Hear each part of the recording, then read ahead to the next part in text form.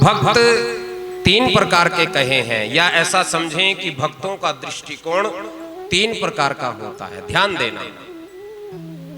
पहला दृष्टिकोण यानी कि भक्त की पहली दृष्टि क्या है भाई, जो ये देवताओं की मूर्तियां हैं, देवी देवताओं की जो प्रतिष्ठा है, यानी कि मंदिर में देवी देवताओं की प्रतिष्ठा हमने की है, तो उनमें भगवान का दर्शन हम करें। दुर्गा का स्वरूप है तो माता दुर्गा को उसमें देखें, भोलेनाथ का स्वरूप है, शिवलिंग का स्वरूप है तो भगवान शिव का उसमें दर्शन करें। राधा कृष्ण का स्वरूप है तो राधा कृष्ण की झांकी उसमें हम देखें। यानी कि जो जो स्वरूप भगवान का है उसमें हम भगवान का दर्शन करें। ध्यान देना, सबके काम की बात है। ये साधारण दर्शन हो गया।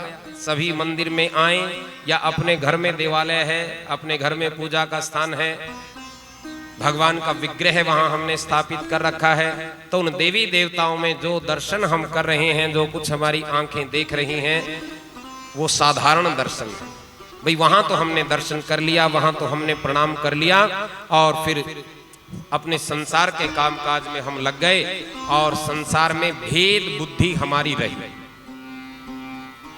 ये साधारण दर्शन है। और मध्यम जो भक्त है, यानी कि बीच वाला जो भक्त है, दूसरी श्रेणी का जो भक्त है, जिसको थोड़ा सा श्रेष्ठ कहा जा सकता है, वो मूर्तियों में तो भगवान का दर्शन करता ही करता है, उसके साथ साथ संत सदगुरु और महापुरुषों में भी भगवान का ही स्वरूप देखे, ये थोड़ा उससे अच्छा दर्शन है।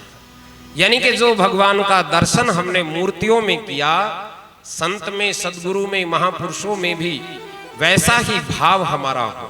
कोई संत सदगुरु महापुरुष हैं तो उनको भी भगवान के ही समान हम समझने लगे, तो समझना कि भक्ति की दूसरी सीढ़ी हमने चढ़ ली है। ठीक है।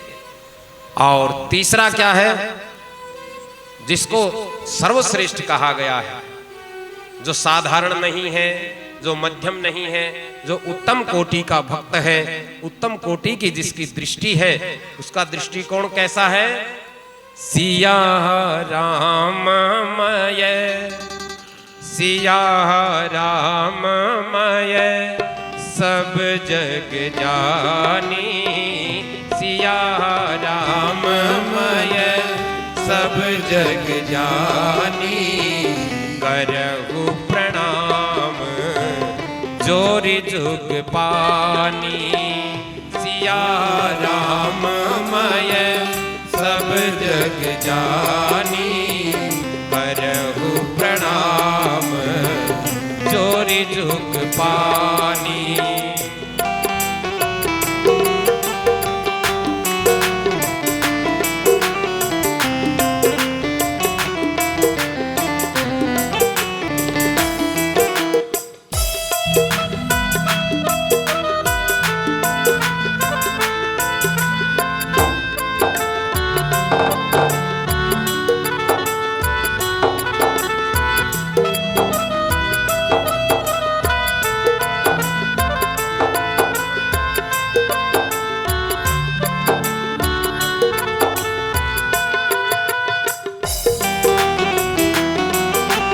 हरि हरि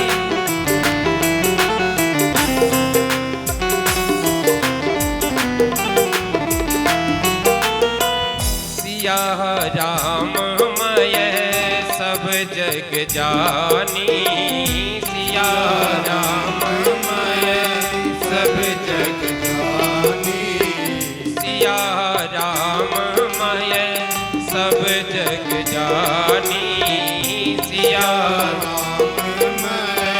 सब जग जानी, करहु प्रणाम जोरि जुग पानी, करहु प्रणाम जोरि जुग पानी, करहु प्रणाम जोरि जुग पानी। ये उत्तम कोटि के भक्त का दृष्टिकोण है। यानी कि सारे जगत को भगवान का ही स्वरूप देखे, संत सदगुरु महापुरुष को ही भगवान ना समझे, उनको तो समझ लिया, और सारे ही जगत में नर नारी में भगवान का ही स्वरूप और जीव मात्र में भगवान का स्वरूप, सब जगह भगवान ही की ही सत्ता है। ऐसा दृष्टिकोण जो करे वो उत्तम कोटि का भक्त है। ऐसा दृष्टिकोण जिसका है। अब कुछ समझेंगे इस बात से कि बढ़िया है, फिर मंदिर में दर्शन करने की क्या जरूरत है। मंदिर में दर्शन करने की जरूरत ही नहीं, सिया राम मैं सब जग जानी कर लो, बात बन जाएगी। देखो, बिना प्राइमरी कक्षा पास किए कोई एमए की डिग्री, बीए की डिग्री ले सकता है क्या?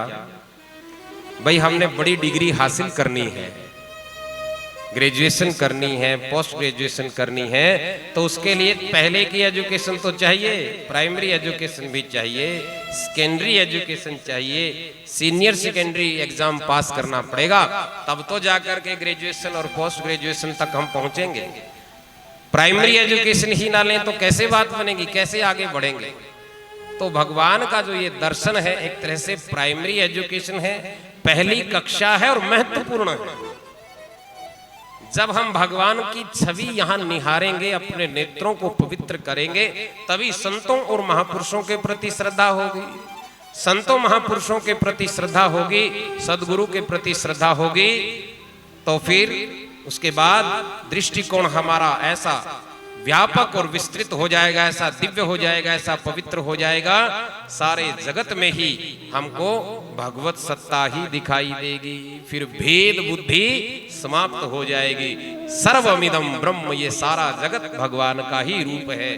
तो ये दृष्टि प्राप्त करने के लिए ही हम लोग भक्ति मार्ग पर चलते हैं। प्रेम से कहो श्री राधे।